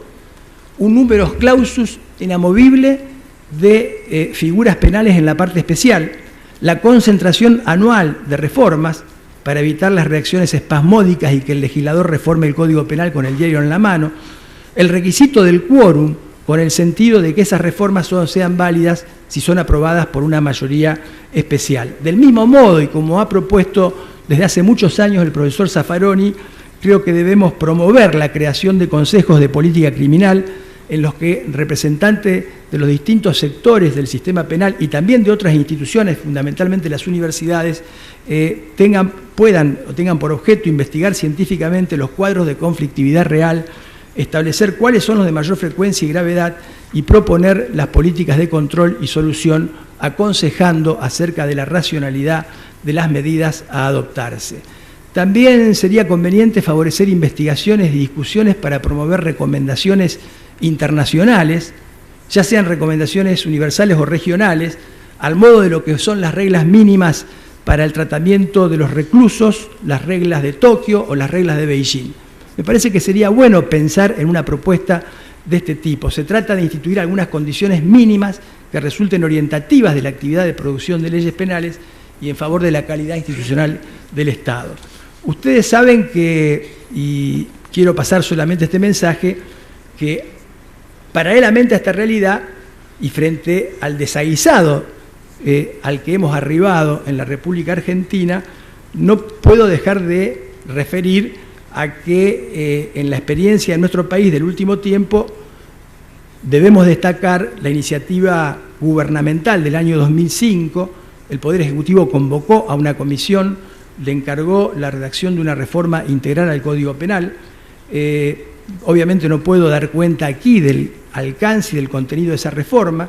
Sí quiero destacar un solo dato que planteaba esa reforma y que era la reivindicación del sistema o del método de la codificación como reconocimiento, como exigencia constitucional de validez del sistema de legislación penal.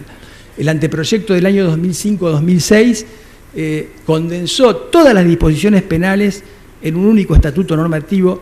Eran solamente 340 artículos y se suprimía toda la legislación penal especial y complementaria. Por distintas vicisitudes no alcanzó estado parlamentario, pero afortunadamente el 7 de mayo del 2012, por decreto presidencial 678, se ha creado una comisión de reforma y actualización integral que preside el profesor Zaffaroni. Estamos ansiosos por esperar el debate de esa propuesta, pero también quiero destacar que tanto en el decreto presidencial como en el documento inicial de la comisión de reforma que está trabajando, se propuso trabajar a partir de un documento comparativo entre las disposiciones vigentes y el anteproyecto 2005-2006. Para terminar, las propuestas que yo acabo de poner tienen que ver con la convicción de que un sistema de legislación penal axiológicamente orientado a los principios fundamentales debe acercarse a una arquitectura normativa cercana a la realidad y caracterizada por el orden conceptual y la claridad. Una estrecha relación entre norma y realidad social es, de hecho, la premisa para la construcción de un sistema legal que aspire a expresar una lógica confiable y coherente y con perspectivas de viabilidad. En ese camino, la opción legislativa por la intervención penal solo será legítima si esa intervención está en grado de alcanzar los objetivos programados y si no resultan disponibles otros modelos no punitivos de solución eficaz del conflicto. Beccaria hace muchos años decía que la multiplicación la prohibición de una multiplicidad de acciones no servía para evitar los delitos, sino que servía para crear otros nuevos. Por su parte, creo que la reforma integral que estamos esperando y el método de la codificación constituyen un punto de partida para cumplir con el mandato de certeza y para encontrarnos con un derecho penal mejor, más claro, más conocible y más ordenado. Pero en cualquier caso, y tanto respecto a la necesidad de la reforma penal como procesal penal, debemos advertir que no se trata solo de cambiar la ley. La ley es un pedazo de papel y no cambia la realidad por su sola operatividad o vigencia. Conjuntamente será necesario avanzar fundamentalmente en las reformas organizacionales y en los cambios culturales para tratar de superar o cuanto menos reducir el nefasto inventario de un sistema penal altamente selectivo que funciona cautelarmente, con una cifra negra alarmante, en muchos casos con una actividad de los operadores judiciales casi secreta y con permanente delegación de funciones, y en un procedimiento donde muchas veces el protagonismo policial sigue siendo decisivo y donde también se verifican groseras limitaciones de derechos y de garantías. Entre tanto, y hasta que podamos avanzar en este camino, corresponderá a los jueces, como deber funcional, y con ello a la llamada por Hassemer, política criminal en lo pequeño, garantizar los espacios de libertad en una sociedad democrática y corregir o anular los efectos de cualquier exceso político legislativo. Muchas gracias y disculpen por el exceso de tiempo.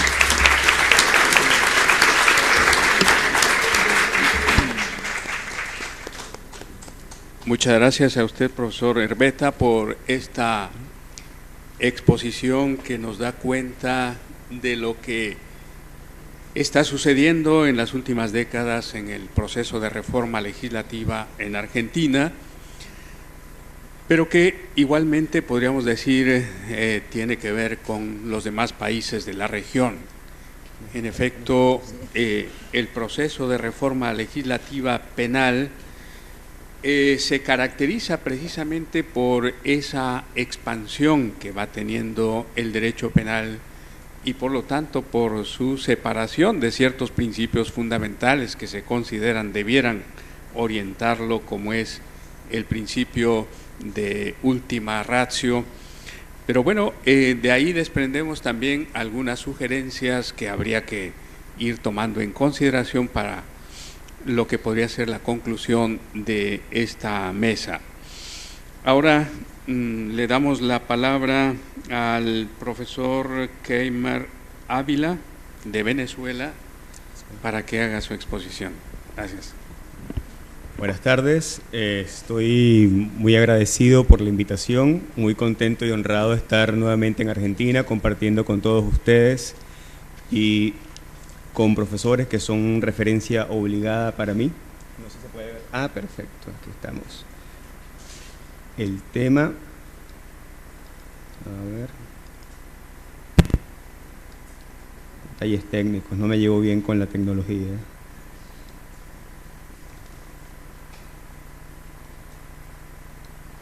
No se ve acá. Bueno, creo que si alguien me puede echar una mano, porque tengo unos números allí, las animaciones para que no se duerman.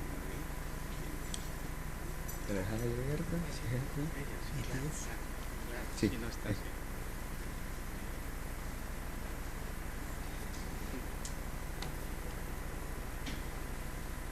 Bueno, arrancamos así.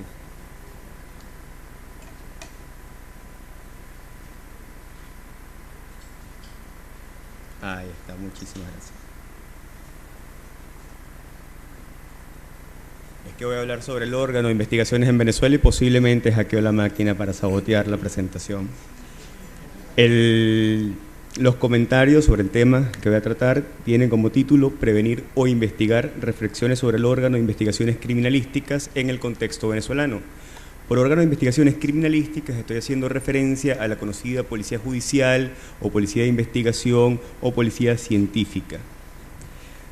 Cuando partimos de un enfoque íntimamente vinculado con el proceso penal, podemos decir que las instituciones que conforman el sistema están compuestas en un primer nivel por las policías preventivas, la tecnología, por las policías preventivas en 3 niveles político-territoriales claramente diferenciados. Tenemos la Policía Nacional, 23 cuerpos de policías estatal y 112 policías municipales.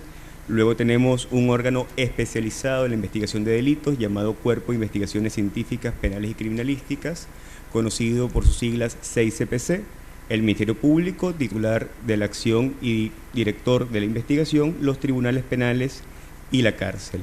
El objeto de este trabajo es reflexionar sobre las funciones que debería cumplir el órgano de investigaciones como parte integrante de este sistema.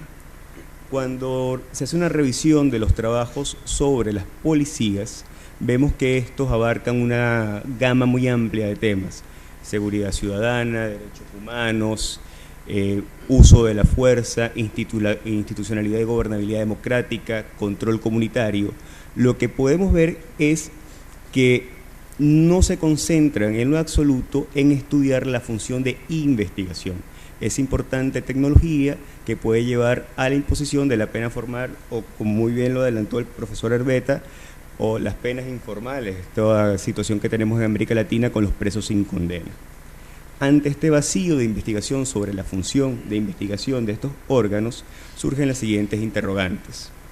Si la investigación del delito es considerada como una función policial más, el ejercicio de actividades preventivas propias de la función policial no afectaría la eficiencia de los órganos encargados de la investigación. La discrecionalidad que caracteriza las funciones policiales, patrullaje, prevención, reacción inmediata ante situaciones de riesgo, deben también aplicarse a la investigación penal entendida como el sumario, la fase de instrucción o preparatoria. En caso de excesos en el cumplimiento de funciones policiales, el organismo involucrado debe investigarse a sí mismo. ¿Hasta dónde debe llegar la intervención policial en el proceso penal?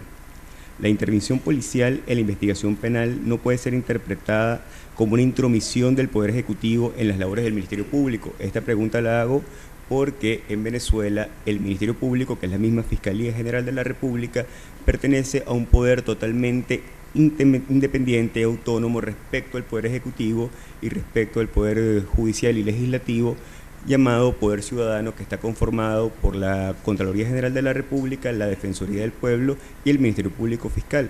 A su vez, el Ministerio Público forma también parte del sistema de justicia.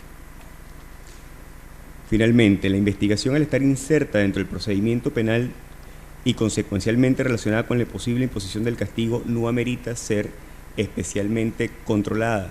Es de advertir que yo no pretendo dar respuestas uniformes ni definitivas a cada una de estas interrogantes, ni dar, como decía la profesora, ninguna receta mágica. Solo espero aportar elementos para el debate que sean de alguna utilidad para avanzar, por una parte, en la disminución de los excesos y de la discrecionalidad del órgano de investigaciones en Venezuela, y fortalecer a los órganos encargados de sus controles externos, como son el Ministerio Público y el Poder Judicial. Vamos un poco de contexto. Venezuela no pasó desapercibida de la ola de reforma, de transformación de los sistemas procesales penales que buscaban ir de un sistema inquisitivo a uno de corte acusatorio. Esto trajo como consecuencia que el Ministerio Público adquiriera dos funciones que antes no tenía: la función de investigación y de recolección de elementos probatorios propios de la Policía Judicial, y toda la función de instrucción que correspondía al Poder Judicial. Esto trajo como consecuencia que el Ministerio Público tuviese una serie de una reingeniería institucional para hacerse cargo de estas labores.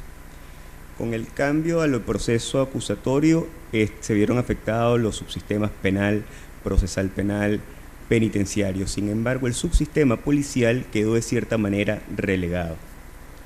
En Venezuela, la promulgación del Código Orgánico Procesal Penal marcó el inicio de estas reformas, y la máquina se quedó allí.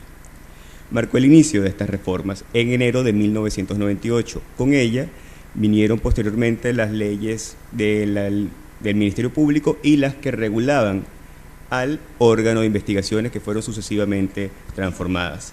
Esta legislación trajo consigo dos significativos avances en materia de investigación penal y del órgano de investigaciones. En primer lugar, el cuerpo encargado de la investigación dejaba de ser policía para convertirse en un órgano especializado de la investigación, y en segundo lugar, su adscripción funcional pasaba a estar a cargo del Ministerio Público. De esta manera quedaba establecida la clara y estrecha vinculación que debe existir entre el Ministerio Público y el órgano de investigaciones, la cual debe ser entendida en términos de subordinación.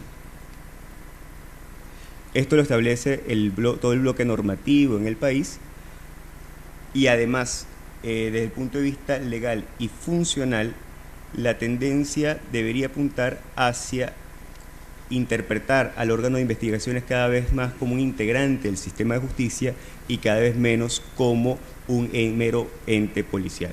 Sin embargo, estos dos significativos avances, la despolicialización del órgano de investigaciones y su adscripción funcional al Ministerio Público, se han visto severamente afectadas con las reformas que se han dado en el año 2012, especialmente por una ley cuyo nombre es sumamente largo, que es Ley Orgánica del Servicio de Policía de Investigación, Cuerpo de Investigaciones Científicas, Penales y Criminalísticas, y Ley del Servicio Nacional de Medicina y Ciencias Forenses, que a efectos de esta conversación la llamaremos Ley de Investigaciones, y cuyo extenso nombre les da una idea de la calidad de la técnica legislativa utilizada.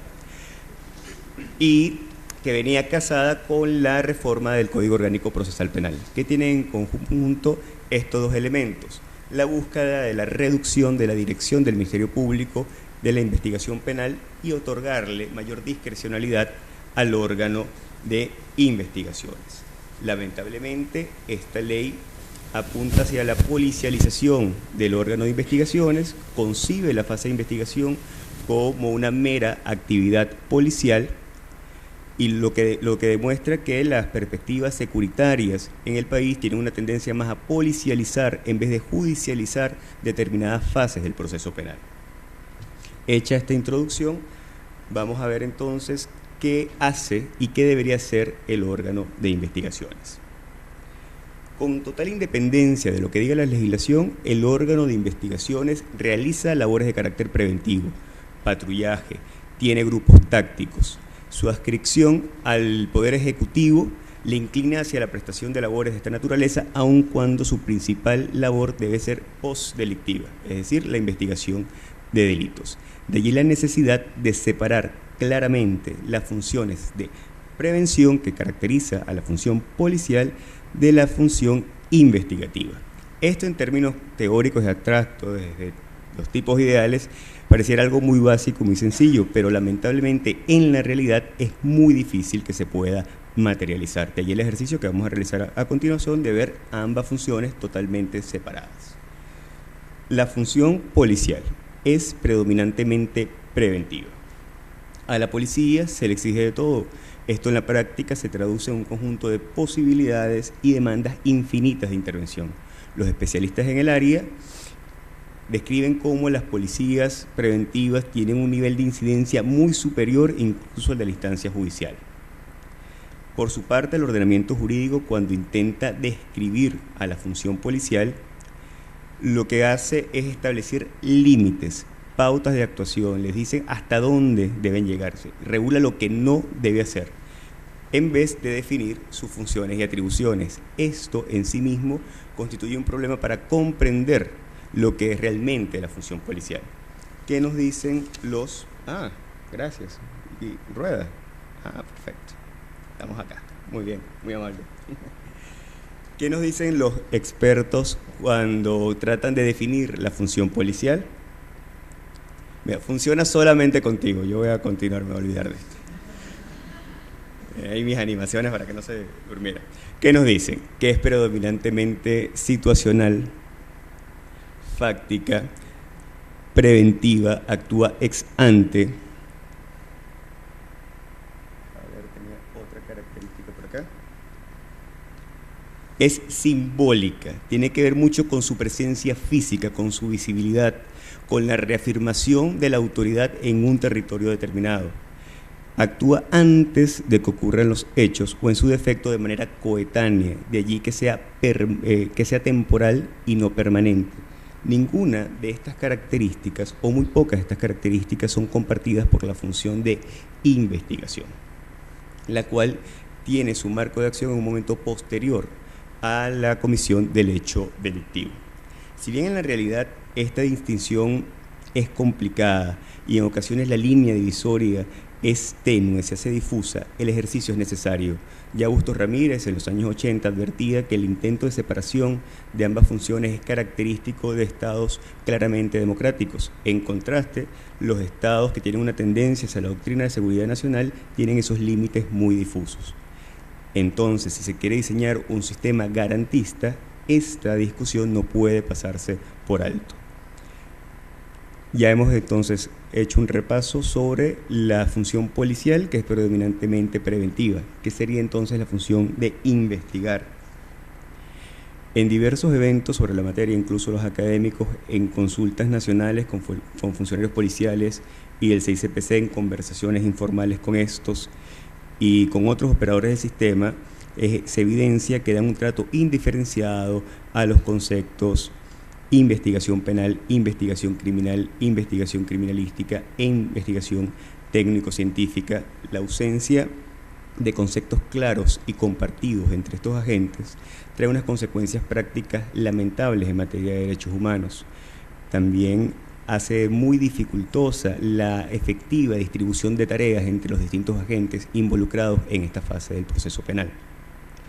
De allí la importancia de separar claramente la función policial, que es predominantemente preventiva, de la función de investigación.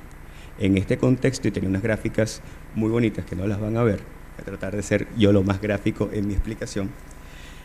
En este marco, la función de investigación sería en el conjunto de diligencias ordenadas y dirigidas por el Ministerio Público que buscan la constatación del hecho punible que puede influir en su calificación jurídica y en la responsabilidad penal del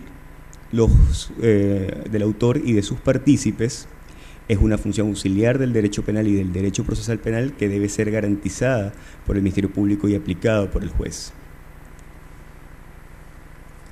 Su fin es la aplicación o no del castigo penal dentro de este marco, que es evidentemente jurídico y que trasciende lo meramente técnico. Se encontrarían dos subtipos de investigación: la investigación criminal y la investigación técnico-científica. Ambas conformarían lo que se entiende en términos amplios como la criminalística.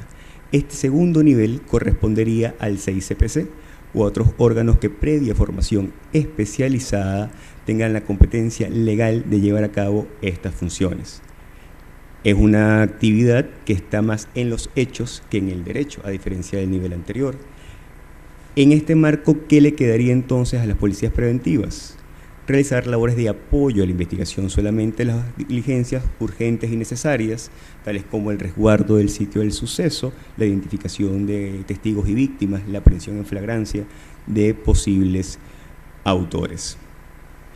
Y quedaba representado en círculos concéntricos, que se los deberé para la próxima exposición.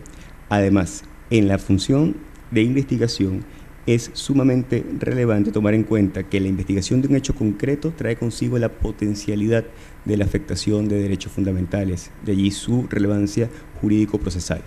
Entonces, todos los principios de la jurisdicción penal no deben darse solamente en el juicio oral y público o en la ejecución de lo resuelto, sino que tiene que estar presente en la fase instructora de la averiguación del hecho, en el aseguramiento de los responsables, en la búsqueda de los elementos probatorios. De allí que los presupuestos de legalidad, independencia y autonomía con respecto al Poder Ejecutivo tienen que estar presentes en la fase de investigación. Ahora voy a explicar por qué es necesaria esta distinción. Uy, se ven cosas más feas allí. Qué lamentable que no se pudo salir la presentación. En ella tenía un cuadro en el que cruzaba la información entre los datos de ajusticiamientos o ejecuciones extrajudiciales recogidos entre el año 2001 y 2007, datos formales del Ministerio Público, con la información respecto al número de funcionarios discriminada por cada cuerpo policial. De ese cuadro, ¿cuáles eran las conclusiones? Que el 6CPC, es decir, el órgano de investigaciones, a pesar de tener solo 5.458 funcionarios, lo que representa apenas un 5,1% del total de los funcionarios policiales del país, le correspondían 1.315 casos de ajusticiamiento. Cuando se saca la relación entre números de funcionarios y casos de ajusticiamiento, el órgano de investigaciones queda como el cuerpo policial más letal del país.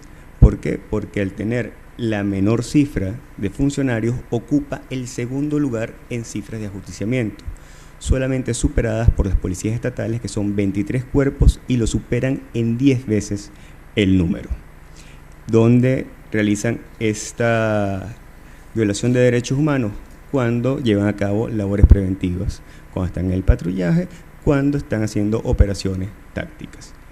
Es de advertir que esta no es una situación nueva ni de los últimos años.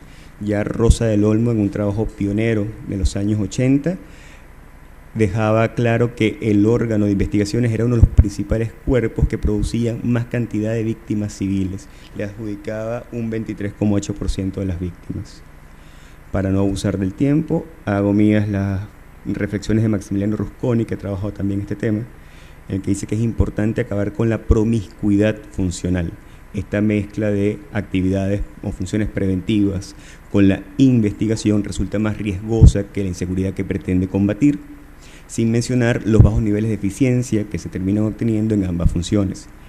Es necesaria una nítida separación de funciones en estructuras orgánicas distintas, con sistemas de funcionamiento y control funcional independientes. Es interesante la idea de pensar en un despolicializado órgano de investigaciones que esté adscrito a un fortalecido Ministerio Público. La policía, el órgano de investigaciones, los tribunales son aparatos de represión del Estado, ninguno de ellos es neutral, como tampoco lo es el Estado. De los contenidos valorativos e ideológicos del mismo dependerá la direccionalidad del sistema penal. Una sola pieza no es suficiente para que el engranaje funcione, lo que hay que tener el objetivo claro, que lo que necesitamos es fortalecer el Estado social de derecho y tratar de limitar y mermar cada vez más al Estado de policía que subyace latente siempre en el mismo. Muchísimas gracias por su atención, espero no haber abusado del tiempo y disculpen por la presentación.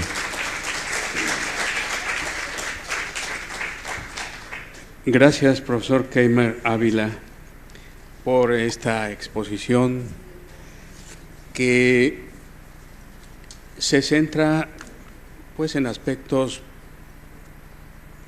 que tienen que ver con la función de la policía, del Ministerio Público, en fin, para efectos de establecer esa delimitación entre función investigatoria y función preventiva que corresponde a la policía.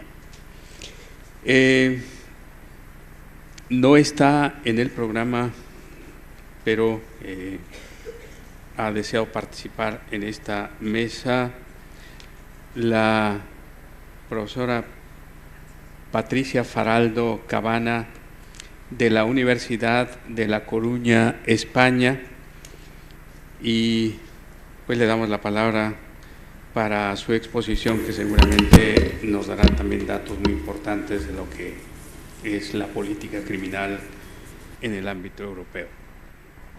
Bien, pues muchas gracias. Es siempre difícil intervenir en último lugar cuando la gente ya está cansada. Bien, yo quisiera analizar un caso práctico de política criminal y no tanto hacer una reflexión en términos amplios como han hecho los dos primeros compañeros que me han precedido en el uso de la palabra. Yo quisiera proponerles una reflexión sobre un debate de política criminal que yo creo que es uno de los más importantes que se está realizando ahora en América Latina, pero también en Europa. ¿Cuál es la responsabilidad, la introducción de la responsabilidad penal de las personas jurídicas? Saben ustedes que el sistema argentino también se está planteando esa posibilidad que existe para delitos concretos. En España tenemos una ley de 2010 que ha introducido esta responsabilidad penal, pero debo decir que por el momento tenemos una persona jurídica imputada, 3 años después de la introducción de esta forma de responsabilidad. ¿Qué tipo de reflexión quiero proponerles? Bien, no tanto una reflexión dogmática sobre los problemas que puede plantear esto, pues a efectos de la teoría del delito, que son muchos, y la mayoría de ustedes pues ya los conocen, ¿no? ¿Cuáles son los criterios de imputación? ¿Es trasladable el concepto de dolo que tenemos a las personas jurídicas? ¿Son aplicables las circunstancias atenuantes, eximentes, etcétera, normales, previstas para las personas físicas también a las personas jurídicas? En fin, son todos problemas muy importantes. Pero la reflexión que yo quería hacerles era más bien, como digo, de contenido político criminal. ¿Cuál es la justificación que se está haciendo en los diferentes países para introducir esta forma de responsabilidad? Bueno, pues en buena medida es una justificación de derecho internacional. Es decir, se nos dice los compromisos internacionales de Argentina, de España, de Chile, pues nos obligan a introducir esta forma de responsabilidad. Lo cual es, en muchas ocasiones, una pura falsedad. Una pura falsedad, porque luego uno se va a mirar esos instrumentos internacionales y ve que efectivamente hablan de las personas jurídicas, piden para ellas sanciones proporcionales, eficaces y disuasorias, y luego dicen que podrán tener naturaleza penal o administrativa. Por lo tanto, esa apelación, por ejemplo, en Europa, al derecho comunitario, aquí pues a convenios como el de lucha contra la corrupción, etcétera, bueno, pues se podría matizar. Pero además, si hacemos una reflexión desde cuáles son las sanciones que se pretenden imponer a las personas jurídicas, podemos llegar también a la conclusión de que para ese viaje que se nos propone, pues no necesitamos esas alforjas. Fíjense ustedes, ¿cuáles son las penas que se proponen para personas jurídicas? Pues en la mayoría de los sistemas no hay demasiada variedad. Quiero decir, hay la cancelación de la personería jurídica, es decir, la disolución, la muerte de la persona jurídica, que por cierto en aquellos sistemas donde se ha implementado es de escasísima aplicación, porque muchos jueces y tribunales temen el efecto que puede tener esa pena frente a terceros, es decir, el efecto para trabajadores, el efecto para los socios inocentes o para el mercado en ocasiones, y entonces se resisten a aplicar esta pena. Tenemos, decía, la cancelación de la personería jurídica, tenemos la intervención judicial, una intervención judicial que, por ejemplo, en España está todavía sin regular y que los jueces no se atreven a aplicar porque no está nada claro qué persona se puede nombrar como interventor, quién paga ese interventor, qué funciones tiene, cómo se va a coordinar la figura del interventor dentro de la empresa con la figura de los administradores. Son todos aspectos que deberían regularse con detalle para vencer la resistencia judicial a aplicar una pena de este tipo. Porque fíjense que la intervención judicial es una pena que tiene muchas posibilidades, sobre todo si se plantea como una suerte de corporate probation a la anglosajona, es decir, como una manera de obligar a la empresa a adoptar medidas preventivas de cara al futuro, es decir, a reorganizarse de manera que en el futuro se pueda impedir la comisión de delitos. Si no se hace así, pues tendrá poca eficacia una pena de estas características.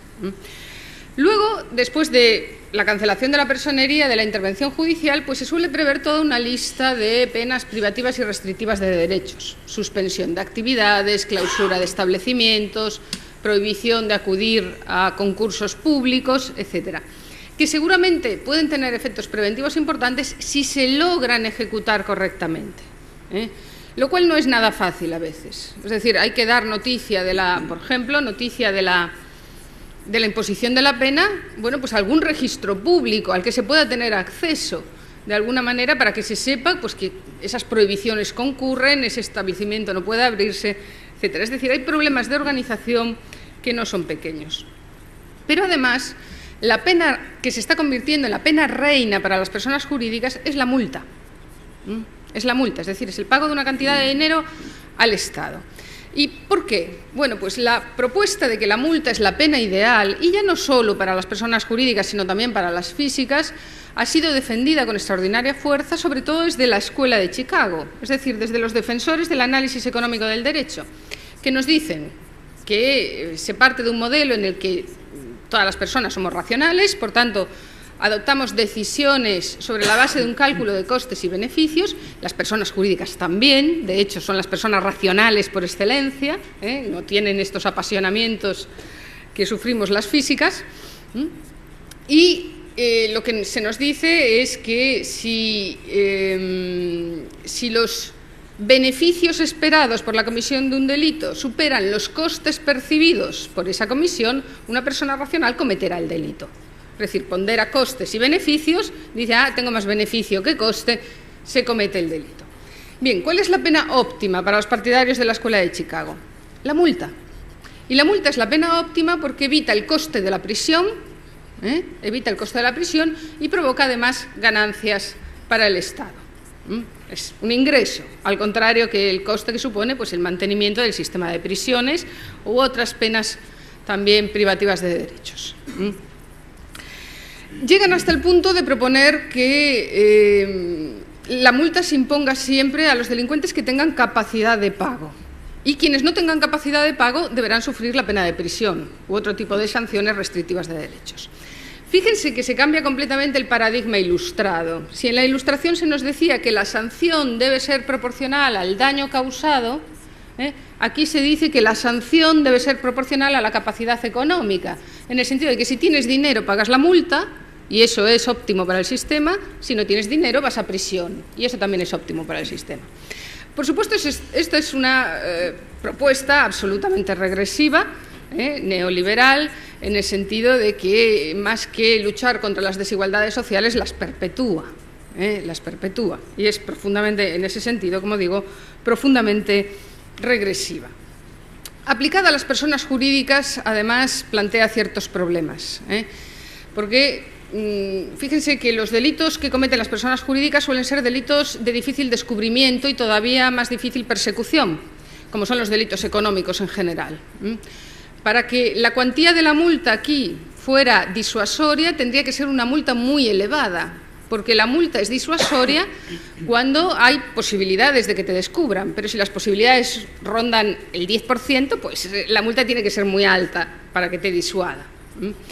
Una multa muy alta, que efectivamente sea disuasoria, cuando por fin se impone a una persona jurídica, puede ser tan elevada que provoque su disolución. Es decir, que la persona jurídica sea incapaz de pagarla y tenga que disolverse, tenga que desaparecer. Esto es lo que se llama la deterrence trap, es decir, la trampa de la disuasión. Las multas suficientemente elevadas para disuadir de la comisión de delitos destruyen a la persona jurídica a la que finalmente se imponen, a una de 100 que ha cometido el delito. Y luego, además, la multa plantea ese problema de afectación a terceros inocentes. Terceros inocentes en los que no quiero incluir a los socios, como a veces se hace, porque los socios en los sistemas de responsabilidad penal de las personas jurídicas no son inocentes.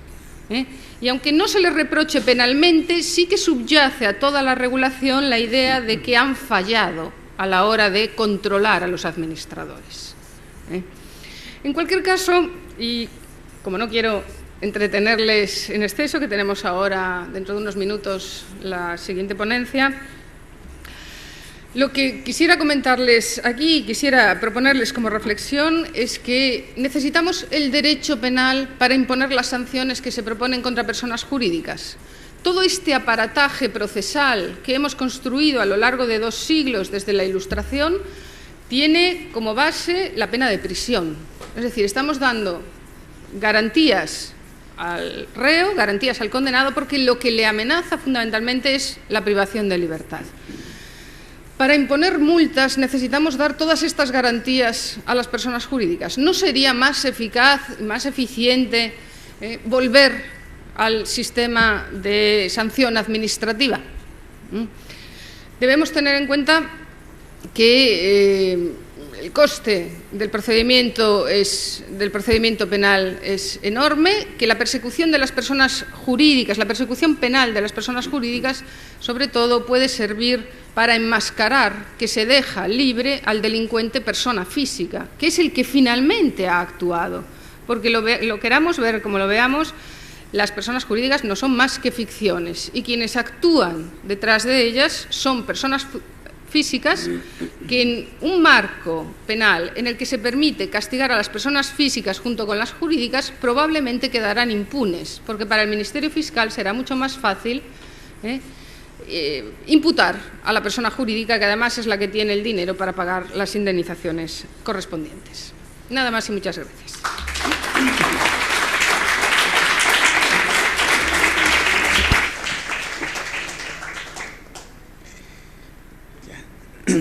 Agradecemos a la profesora Patricia Faraldo por esta exposición sobre un tema que seguramente también será objeto de discusión en la política criminal latinoamericana. Ella expuso aspectos político-criminales, no los aspectos dogmáticos, expresando precisamente que sobre esto ha habido ya bastante discusión. Pero en el aspecto político-criminal, que podríamos decir en los países de América Latina hasta ahora ha prevalecido el principio societas delinquere non potest, bueno, pues ahora se plantea el que pudiera adoptarse el principio societas delinquere potest. Y esto, bueno, pues sin duda que será objeto de mucha discusión.